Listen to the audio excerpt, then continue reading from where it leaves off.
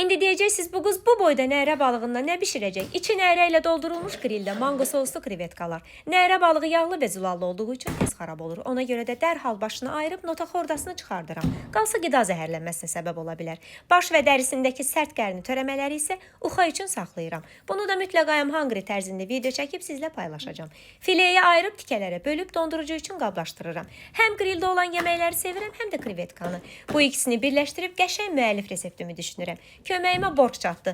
Borc sadəcə texnika deyil mənim üçün, bir həyat tərzidir. Premium texnologiya və zərif dizaynın vəhdətidir. 5 çeşid əti bişirmək üçün parametri var. Grill aparatım qızana kimi krevetkaları təmizləyib beldən açıram.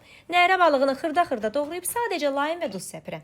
Krevetkaların belindən yığıb keçirəm mango laym sosuna. Bu sosun reseptini mütləq yaddaşda saxlayın. Bəxtimə düşən yetişməmiş mangoları borc 1 dəqiqə içində hapamar tekstur elədi.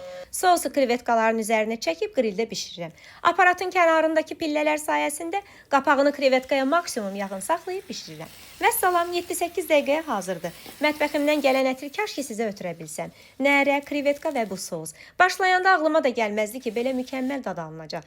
Bəs siz necə, varmı sizin də özünə məxsus reseptləriniz? Siz olsaz bu boyda nərədən nə hazırlayardınız?